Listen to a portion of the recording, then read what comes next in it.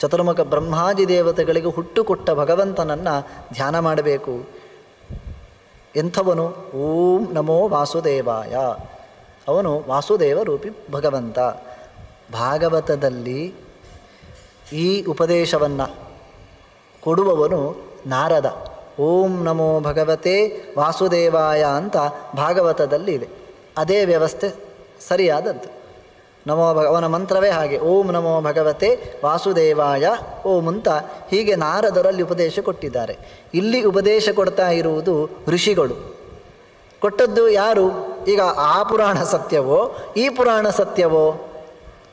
ವಿಷ್ಣು ಪುರಾಣ ಹೇಳುವಾಗ ಹೀಗೆ, ಭಾಗವತ ಪುರಾಣ ಹೇಳುವಾಗ ಉಪದೇಶ ಕೊಟ್ಟದ್ದು ಅಲ್ಲಿ ನಾರದರು ಬಂದು ಕೊಟ್ಟರು ಅಂತ. ಈಗ ಧ್ರುವ ಬಂದದ್ದು ಧ್ರುವನೇ ಅಲ್ವಾ? ಈ ಧ್ರುವನಿಗೆ ಯಾರು ಕೊಟ್ಟದ್ದು ಅಂತ ಪ್ರಶ್ನೆ. ಇದನ್ನು ಆಚಾರ್ಯರು ಹೇಳಿದ್ದು, ಇದು ಪುರಾಣದ ಭಾಷೆ. ವ್ಯತ್ಯಾಸವಾಗಿ ಕಥೆಯನ್ನು ವ್ಯತ್ಯಾಸವಾಗಿ ಹೇಳುವುದುಂಟು. ಕೆಲವೊಮ್ಮೆ ಪುರುಷ ವ್ಯತ್ಯಾಸ ಮಾಡುವುದುಂಟು. ಇಲ್ಲಿ ಪುರುಷರ ವ್ಯತ್ಯಾಸ ಆಗಿದೆ. ಇಲ್ಲಿ 7 ಜನರು ಓಂ ನಮೋ ಭಗವತೆ ವಾಸುದೇವ ಅಂತ ಹೇಳಲಿಲ್ಲ, ಯಾರು ಅಂತ ಹೇಳಲಿಲ್ಲ, ಅವರು ಕೊಟ್ಟರು ಅಂತ ಉಂಟು. ಯಾವ ಋಷಿಗಳು ಅದರ ಬಗ್ಗೆ ಉಲ್ಲೇಖ ಇಲ್ಲ. ಭಾಗವತ ಏನು ಹೇಳಿದೆ? ನಾರದರು ಈ ಮಂತ್ರವನ್ನು ಉಪದೇಶ ಕೊಟ್ಟರು ಅಂತ. ಆಮೇಲೆ ಇತರ ಪುರಾಣಗಳಲ್ಲಿ ಧ್ರುವನ ಚರಿತ್ರೆ ಉಂಟು ಅಂತ ನಾವು ನೋಡಬೇಕು. ಅಲ್ಲಿ ಯಾರು ಉಪದೇಶ ಕೊಟ್ಟದ್ದು ಅದನ್ನು ಗಮನಿಸಬೇಕು. ಬಹು ಹೆಚ್ಚು ಯಾರನ್ನು ಉಲ್ಲೇಖ ಮಾಡಿದೆ ಅದು ತೀರ್ಮಾನ ಮಾಡುವಂಥದ್ದು.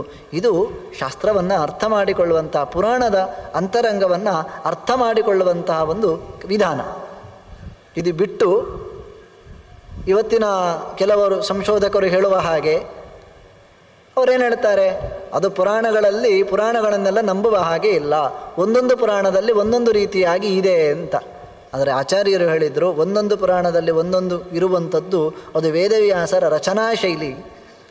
ಅದನ್ನು ಉಪಸತ್ತಿಯಿಂದ ಪರಂಪರೆಯಿಂದ ಅಧ್ಯಯನ ಮಾಡಿ ತಿಳಿದುಕೊಳ್ಳಬೇಕು ಎನ್ನುವ ದೃಷ್ಟಿಯಿಂದ ಆ ರೀತಿಯಾಗಿ ಹೇಳಿದ್ದಾರೆ ಹೊರತು ಪುರಾಣಕ್ಕೆ ಏಕಸೂತ್ರ ಇಲ್ಲ ಅಂತ ಹೇಳಬಾರ್ದು ಅಂತ ಮೊದಲ ಬಾರಿಗೆ ಪುರಾಣಕ್ಕೂ ವೇದಗಳಿಗೂ ಎಲ್ಲ ಪುರಾಣಗಳಿಗೂ ಏಕಸೂತ್ರತೆ ಇದೆ ಅಂತ ಘೋಷಣೆ ಮಾಡಿದವರು ಶ್ರೀಮದಾಚಾರ್ಯರು. ಇದ್ದೇ ಇದೆ ಅಂತ.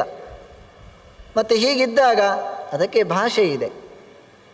ಭಾಷೆಯನ್ನು ಅರ್ಥ ಮಾಡಿಕೊಳ್ಳದೆ ಪುರಾಣದ ಒಳಗೆ ಪ್ರವೇಶ ಮಾಡಿದರೆ ಇಂತಹ ಅವ್ಯವಸ್ಥೆಗಳು ತಪ್ಪಾಗಿ ಅರ್ಥ ಆಗುವ ಸಾಧ್ಯತೆಗಳಿವೆ ಅಂತ ಎಚ್ಚರಿಕೆಯನ್ನು ಕೊಟ್ಟಿದ್ದಾರೆ. ಆದ್ದರಿಂದ ಇಲ್ಲಿ ಉಪದೇಶ ಕೊಟ್ಟದ್ದು ನಾರದರೆ, ಇಲ್ಲಿ ಋಷಿಗಳ ಮೂಲಕ ಬಂದಿದೆ ಅಂತ. ಅವರು ಹೇಳಿದ್ದಾರೆಲ್ಲೋ ಗೊತ್ತಿಲ್ಲ, ಸೂಕ್ಷ್ಮ ರೂಪವಾಗಿ ಹೇಳಿರಬಹುದು. ನೀವು ಮುಂದೆ ಅದನ್ನಿಲ್ಲಿ ಉಲ್ಲೇಖ ಮಾಡಲಿಲ್ಲ. ನಾರದರು ಸಿಗ್ತಾರೆ, ಅವರು ನಿನಗೆ ವಾಸುದೇವ ದ್ವಾದಶಾಕ್ಷರ ಮಂತ್ರನ ಉಪದೇಶ ಕೊಡ್ತಾರೆ ಅಂತ ಹೇಳಿರಲಿಕ್ಕೂ ಸಾಕು. ಶುದ್ಧ ಜ್ಞಾನ ಸ್ವರೂಪಿಣೆ. ವಾಸುದೇವ ಅಂತಂದರೆ ಯಾರು? ಅದರದ್ದೇ ವಿಸ್ತಾರ ಇದು. ಶುದ್ಧ ಜ್ಞಾನ ಸ್ವರೂಪಿಣೆ. ವಂ ಅಂತಂದರೆ ಜ್ಞಾನ ಅಂತ ಅರ್ಥ. ಸು ಅಂತಂದರೆ ಅದು ಸುಖ ಅಂತ ಅರ್ಥ. ಅತ್ಯಂತ ಶುದ್ಧವಾದ ಜ್ಞಾನ ಆನಂದದ ಸ್ವರೂಪ ಭಗವಂತ. ದೇವರನ್ನು ನಾವು ಏನು ಅಂತ ಉಪಾಸನೆ ಮಾಡಬೇಕು? ವಾಸುದೇವ ಅಂತಂದರೆ ಅವನು ಜ್ಞಾನಸ್ವರೂಪ, ಅವನು ಸುಖಸ್ವರೂಪ. ಇಂತಹ ಜ್ಞಾನಾನಂದಮಯನಾದ ವಾಸುದೇವನ ಚಿಂತನೆಯನ್ನು ನೀನು ನಿರಂತರವಾಗಿ ಮಾಡು. ಏತಜ್ಜಚಾಪ ಭಗವಾನ್ ಜಪ್ಯಂ ಸ್ವಯಂಭುವೋ ಮನು. ಇದನ್ನೆಲ್ಲ ನಿನ್ನೆ ಹಿರಿಯರೆಲ್ಲ ಮಾಡಿದ್ದೆ. ಸ್ವಯಂಭುವ ಮನು ವಾಸುದೇವ ದ್ವಾದಶಾಕ್ಷರ ಮಂತ್ರವನ್ನು ಜಪ ಮಾಡಿ ಭಗವಂತನ ಅನುಗ್ರಹವನ್ನು ಸಂಪಾದನೆ ಮಾಡಿದ್ದಾನೆ. ತಥಾ ತ್ವಮಪಿ ಗೋವಿಂದಂ ತೋಷಯೇತತ್ ಸದಾ ಜಪನ್. ಮಗು, ಈ ವಾಸುದೇವ ಮಂತ್ರವನ್ನು ನಿರಂತರ ಜಪ ಮಾಡು, ದೇವರ ಪ್ರೀತಿಯನ್ನು ಸಂಪಾದಿಸು ಅಂತ ಉಪದೇಶ ಕೊಟ್ಟು ಇವನು ನಿರ್ಜಗಾಮ ಮನಸ್ತಸ್ಮ ಪ್ರಣಿಪತ್ಯ ತಾಂದೃಶೀನ್. ಅವರಿಗೆ ನಮಸ್ಕಾರ ಮಾಡಿ ಮಧುಸಂಯಂ ಮಹಾಪುಣ್ಯಂ ಜಗಾಮ ಯಮುನಾ ತಟಂ. ಮಧುವನ ಎನ್ನುವಂತಹ ವನಕ್ಕೆ ಹೋದ. ಯಮುನಾ ನದಿಯ ತೀರ, ಅಲ್ಲಿ ಧ್ಯಾನಕ್ಕೆ ತಪಸ್ಸಿಗೋಸ್ಕರ ಅವರು ಹೇಗೆ ಹೇಳಿದ್ದಾರೋ ಹಾಗೆ. ಆಹಾರದ ವ್ಯವಸ್ಥೆಯನ್ನು ಇಲ್ಲಿ ಹೇಳಲಿಲ್ಲ, ಭಾಗವತ ಹೇಳಿದೆ. ಎಷ್ಟೆಷ್ಟು ತಿಂಗಳಿಗಾಗುವಾಗ ಯಾವ ಯಾವ ಆಹಾರದ ವ್ಯವಸ್ಥೆ ಮಾಡಿಕೊಂಡ ಅಂತ ಅದನ್ನು ನಾವಲ್ಲಿ ನೋಡಬೇಕು. ಈ 7 ಋಷಿಗಳು ಉಪದೇಶ ಕೊಟ್ಟದ್ದು ಭಾಗವತದಲ್ಲಿ ಇಲ್ಲ. ಅಲ್ಲಿ ತಾಯಿಯಲ್ಲಿ ತಪಸ್ಸು ಮಾಡು ಅಂತಲೇ ನೇರ ಹೇಳ್ತಾಳೆ. ನೇರ ತಪಸ್ಸಿಗೋಸ್ಕರ ಬರ್ತಾನೆ. ಬರುವಾಗ ನಾರದರು ಸಿಗ್ತಾರೆ, ಉಪದೇಶ ಕೊಡ್ತಾರೆ. ಇಲ್ಲಿ ನಾರದರ ಸುದ್ದಿ ಇಲ್ಲ. ಇದು ಬಿಟ್ಟರು, ಇಲ್ಲಿ ನಾರದರ ಸುದ್ದಿಯನ್ನು ಇಲ್ಲಿ ಬಿಟ್ಟರು. ಭಾಗವತದಲ್ಲಿ ಆ 7 ಋಷಿಗಳ ಕಥೆಯನ್ನು ಸುದ್ದಿಯನ್ನು ಅಲ್ಲೇ ಬಿಟ್ಟರು. 2 ಸೇರಿಸಿದಾಗ ನಮಗೆ 7 ಋಷಿಗಳು ಸಿಗ್ತಾರೆ. ನಾರದರು ಸಿಗ್ತಾರೆ. ಇದು ಒಟ್ಟಿಗೆ ನಾವು ಯೋಚನೆಯನ್ನು ಮಾಡಿ ಅರ್ಥಾನುಸಂಧಾನ ಮಾಡತಕ್ಕದ್ದು. ತಪಸ್ಸಿಗೆ ಹೋದ. ಅವರು ಹೇಳಿದ ಹಾಗೆ ಒಳಗಿನ ಕಲ್ಪನೆಗಳು ಏನೆಲ್ಲ ಕೆಟ್ಟ ಚಿಂತನೆಗಳಿತ್ತು, ಕೆಟ್ಟ ಚಿಂತನೆ ಇರಲಿಕ್ಕೆ ಸಾಧ್ಯವೇ ಇಲ್ಲ. ಆದರೂ ಪ್ರಾಕೃತವಾದಂಥ ಮನಸ್ಸು ಅಂತಾದಾಗ ಯಾವುದೋ ಒಂದು ಲೌಕಿಕ ವಿಷಯಗಳನ್ನು ಅದು ಕಚ್ಚಿಕೊಂಡಿದ್ದೇ ಇರುತ್ತದೆ, ಎಂಥವರಾದರೂ ಸರಿಯೇ. ಅವರು ಹೇಳಿದ ರೀತಿಯಲ್ಲಿ ಈ ಎಲ್ಲವನ್ನು ಹೊರಗೆ ಹಾಕಿ ಅವರು ತೋರಿಸಿಕೊಟ್ಟಂತೆ ಭಗವಂತನ ರೂಪವನ್ನು ಧ್ಯಾನ ಮಾಡಿದ. ಆ ಭಗವಂತನ ರೂಪ ಭಾಗವತದಲ್ಲಿದೆ. ಮತ್ತು ಕಾಲು ಹೇಗಿತ್ತು, ಅವನ ರೂಪಗಳು ಹೇಗಿತ್ತು ಎನ್ನುವುದು ಭಾಗವತದಲ್ಲಿದೆ, ಇಲ್ಲದನ್ನು ಹೇಳಲಿಲ್ಲ. ಆ ಧ್ಯಾನ ಮಾಡ್ತಾ ಇದ್ದಾನೆ. ದೇವತೆಗಳಿಗೆ ಕಸಿವಿಸಿ ಆಯಿತಂತೆ. ಅವನು ಒಂದು ಕಾಲಿನಲ್ಲಿ ನಿಂತು ತಪಸ್ಸು ಮಾಡಿದ. ಇಡೀ ಜಗತ್ತಿನಲ್ಲಿ ಅವ್ಯವಸ್ಥೆಗಳು ಕಾಣಲಿಕ್ಕೆ ಆಯಿತು ಅಂತ ದೇವತೆಗಳಿಗೆ ಸಮಸ್ಯೆ ಆಯಿತು. ಇವನೇನು ನಮ್ಮ ಲೋಕವನ್ನು ಆಕ್ರಮಣ ಮಾಡ್ತಾನೆ ಏನು ಅಂತ ಅವರು ತೊಂದರೆಯನ್ನು ಕೊಡ್ತಾರೆ. ಇಲ್ಲಿಯೂ ಅಷ್ಟೇ ಆಚಾರ್ಯರು ಭಾಗವತದಲ್ಲಿ ಆಗುವಾಗ ನಿರ್ಣಯ ಕೊಟ್ಟಿದ್ದಾರೆ. ದೇವತೆಗಳು ಯಾಕೆ ಆ ರೀತಿಯಾಗಿ ವರ್ತಿಸ್ತಾರೆ, ಒಬ್ಬ ತಪಸ್ಸು ಮಾಡುವಾಗ ಈ ರೀತಿಯಾಗಿ ಉಪದ್ರವನ್ನು ಕೊಡುವುದು ಸರಿಯೇ ಅಂತ ಸ್ಪಷ್ಟವಾಗಿ ಪುರಾಣಾಂತರದ ಉಲ್ಲೇಖವನ್ನು ಕೊಟ್ಟು ಅವನ ಗಟ್ಟಿತನವನ್ನು ಪರೀಕ್ಷಿಸುವಂಥದ್ದು. ದೇವರ ಲೋಕಕ್ಕೆ ಹೋಗುವುದು ಸುಲಭ ಸಾಧ್ಯವಲ್ಲ, ದೇವರ ಅನುಗ್ರಹವನ್ನು ಪಡೆಯುವಂಥದ್ದು ಸುಲಭ ಸಾಧ್ಯವಲ್ಲ. ಅದನ್ನೆಲ್ಲವನ್ನು ಬಿಟ್ಟಿರಲಿಕ್ಕೆ ಆಗ್ತದೆ ಅಂತಾದಾಗ ಮಾತ್ರ ಅವನಿಗೆ ದೇವರ ಅನುಗ್ರಹ. ಈ ಕಾಲದಲ್ಲಾದರೂ ಅಷ್ಟೇ ಕೆಲವೊಂದು ತೀರ ಲೌಕಿಕವಾದಂಥ ವಿಷಯಗಳನ್ನು ಬಿಟ್ಟಿರಲಿಕ್ಕೆ ಆಗದೇ ಇದ್ದರೆ ನಾವು ದೇವರನ್ನು ಹೇಗೆ ತಾನೇ ಪಡೀಲಿಕ್ಕೆ ಸಾಧ್ಯ? ಇವತ್ತು ಯಾವುದೋ ಒಂದು ಸಂಸ್ಥೆಗೆ ನೀವು ಹೋಗುವಾಗಲೂ ಕೆಲಸಕ್ಕೋ ಅಥವಾ ಓದಿಗೋ ಹೋಗುವಾಗ ಅವರಲ್ಲಿ ಕೆಲವು ನಿಯಮಗಳನ್ನು ಹೇಳುತ್ತಾರೆ. ಈ ನಿಯಮಗಳಿಗೆ ನೀವು ಬದ್ಧರಾಗ್ತೀರಿ ಅಂತಾದಾಗ ಮಾತ್ರ ನೀವು ನಮ್ಮ ಸಂಸ್ಥೆಗೆ ಬರಬಹುದು. ಈ ನಿಯಮಗಳಿಗೆ ಬದ್ಧರಾಗುವುದಿಲ್ಲ ಅಂತಾದರೆ ಇಲ್ಲಿಗೆ ಬರುವ ಅವಶ್ಯಕತೆ ಇಲ್ಲ. ಹಾಗೆಯೇ ನಾವು ಭಗವಂತನ ಲೋಕಕ್ಕೆ ಹೋಗಬೇಕು ಅಂತಾದರೆ ಕೆಲವೊಂದು ನಿಯಮಗಳೆಲ್ಲ ಇವೆ. ಆ ನಿಯಮಗಳನ್ನೆಲ್ಲ ಒಳಗಿನಿಂದ ಪಾಲಿಸ್ತಾನೋ ಎನ್ನುವುದನ್ನು ನೋಡಬೇಕಿತ್ತು.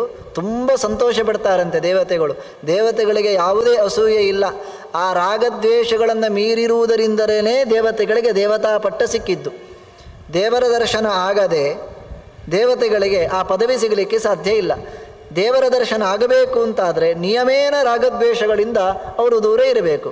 ಅವರು ದೇವತಾಪದಿಯಲ್ಲಿದ್ದಾರೆ ಅಂತಾದರೆ ರಾಗದ್ವೇಷ ವರ್ಜಿತಾರೆ. ಮತ್ತು ಇಲ್ಲಿ ಪರೀಕ್ಷಿಸುವಂಥದ್ದು ಮಗುವಿನ ಗಟ್ಟಿತನ ಹೇಗಿದೆ ಅಂತ ಅವರು ಪರೀಕ್ಷಿಸ್ತಾರೆ. ತುಂಬ ರೀತಿಯಿಂದ ಪರೀಕ್ಷಿಸಿದ್ದನ್ನು ವಿಷ್ಣು ಪುರಾಣ ಹೇಳುತ್ತದೆ. ಒಂದು ವಿಷಯಕ್ಕೂ ಅನೇಕ ರೀತಿಯ ರಾಕ್ಷಸರನ್ನು ತೋರಿಸಿದರಂತೆ, ಹೆದರಲಿಲ್ಲ. ಮತ್ತು ಗೊತ್ತಾಯ್ತು ಇವರಿಗೆ ಇವನು ಯಾವುದಕ್ಕೂ ಬಗ್ಗುವುದಿಲ್ಲ ಅಂತ. ಒಂದು ಕೂಷ್ಮಾಂಡಿ, ಅದಕ್ಕೆ ತಾಯಿ ಆ ಕೂಷ್ಮಾಂಡಿನಿ ಸುನೀತಿಯ ರೂಪ ತೊಟ್ಟು ಎದುರಿಗೆ ಬರ್ತಾಳೆ. ಸುನೀತಿರ ನಾಮ ತನ್ನ ಮಾತಾ ಶಾಸ್ತ್ರ ತತ್ಪುರತ ಪುತ್ರೇತ ಕರುಣಾಂವಾಚಂ ಆಹಮಾಯ ಮಹಿತದ. ಎದುರಿಗೆ ಬಂದು ಕಣ್ಣೀರಾಗ್ತಾಳಂತೆ. ಮಗು, ದಯವಿಟ್ಟು ಇಂಥ ತಪಸ್ಸನ್ನು ಮಾಡಬೇಡ. ಶರೀರಾತ್ಯಯ ದಾರುಣಾತು, ಶರೀರ ಹೋಗ್ಬೋದು, ಸಾಯ್ಬೋದು ಇಂಥ ತಪಸ್ಸು ಮಾಡಿದರೆ, ದಯವಿಟ್ಟು ಮಾಡಬೇಡ. ಕ್ವಚತ್ವಂ ಪಂಚವರ್ಷೀಯ ಕ್ವಚೈತದ್ ದಾರುಣಂ ತಪಃ. ನಿನ್ನ ವರ್ಷ ಎಷ್ಟು, ನೀನು ಮಾಡುವ ತಪಸ್ಸೆಷ್ಟು? 5 ವರ್ಷದ ಮಗು ಇಂಥ ತಪಸ್ಸನ್ನು ಮಾಡಬಾರ್ದು. ನಿವರ್ತತ ಮನ ಕಷ್ಟ ನಿರ್ಬದ್ಧಾಂ ಫಲವರ್ಜಿತ. ಉಪಯೋಗ ಇಲ್ಲ ಈ ತಪಸ್ಸು ಮಾಡಿ, ಏನು ಉಪಯೋಗ ಉಂಟು? ನಿವರ್ತತ, ಮನಸ್ಸನ್ನು ಹೊರಗೆತ. ನಾನಾಗಲೇ ಹೇಳಿಲ್ವ, ಮನಸ್ಸನ್ನು ಇಡುವುದೇ ಕಷ್ಟ. ಅಂಥದ್ರಲ್ಲಿ ಇಂಥ ಒಂದು ರೂಪ, ತಾಯಿಯ ರೂಪವನ್ನು ತೊಟ್ಟು ಆ ಕೂಷ್ಮಾಂಡಿನೇ ಬಂದಿದ್ದಾಳೆ. ಕಣ್ಣೀರು ಹಾಕ್ತಾ ಹೇಳ್ತಾ ಇದ್ದಾಳೆ, ಬಿಡು ತಪಸ್ಸನ್ನು ಬಿಡು, ಫಲ ಇಲ್ಲ ಅದಕ್ಕೆ. ಕಾಲ ಕ್ರೀಡನಕಾನಂತೆ ತದಂತೆ ನಶ್ಯತೆ. ಮಗು ಆಡುವ ಹೊತ್ತು, ಆಟ ಆಯಿತು, ಓದುವ ಪ್ರಾಯ. ಓದಬೇಕು, ಓದಿ ಆದಾಗ ಆಡಬೇಕು. ಇಂತಹ ಹೊತ್ತಿನಲ್ಲಿ ನೀನಿದ್ದಿ ಅಧ್ಯಯನವನ್ನು ಬಿಟ್ಟು, ಆಟವನ್ನು ಬಿಟ್ಟು ಅಲ್ಲಿಗೆ ಆ ಓಟ ಯಾಕೆ ಬೇಕು ಅಂತ ಆಕೆ ಹೇಳ್ತಾ ತತಸ್ತಮಸ್ತ ಭೋಗಾನಾಂ ತದಂತೆ ಚೇಷ್ಯತೆ ತಪಃ ಮತ್ಪ್ರೀತಿ ಪರಮೋ ಧರ್ಮಃ ವಯೋವಸ್ಥಾ ಕ್ರಿಯಾಕ್ರಮಂ. ನಿನಗೆ ನಿನ್ನ ಕರ್ಮ ಯಾವುದು ಗೊತ್ತೋ? ತಪಸ್ಸು ಮಾಡುವುದು ನಿನ್ನ ಧರ್ಮ ಅಲ್ಲ ಈಗ. ಮತ್ತು ತಾಯಿಯನ್ನು ಚೆನ್ನಾಗಿ ನೋಡಿಕೊಳ್ಳುವುದು ನಿನ್ನ ಧರ್ಮ. ಅನ್ವರ್ಥ ಸ್ವಮ, ಬಾ ನನ್ನ ಜೊತೆಗೆ ಮನೆಗೆ ಬಾ, ಇದನ್ನೆಲ್ಲ ಬಿಡು. ಪರಿತ್ಯಜಿತಿ ವತ್ಸಾದ್ಯ ಯದ್ಯೇ ತನ್ನ ಭವಾಂಸ್ತಪಃ ಪ್ರಾಣಾಂಸದ ದಯವಿಟ್ಟು ಬಿಟ್ಟು ತಾಂ ಪ್ರಲಾಪವತಿ ಮೇವಂ ಭಾಷ್ಪಾಕುಲ ವಿಲೋಚನ. ಕಣ್ಣಿನಿಂದ ಧಾರಾಕಾರವಾಗಿ ನೀರು ಕೆಳಗಿಳಿದು ಬರ್ತಾ ಇದ್ದೆ ಸುನೀತಿಯದ್ದು. ಸಮಾಹಿತ ಮನಾ ವಿಷ್ಣು ಪಶ್ಯನ್ನಪಿ ನ ದೃಷ್ಟವಾನ್. ಅವನಿಗೆ ಕಂಡಿತು, ಅವನಿದನ್ನು ನೋಡಿದ್ದಾನೆ. ನೋಡಿಯೂ ಪಶ್ಯನ್ನಪಿ ನ ದೃಷ್ಟವಾನ್.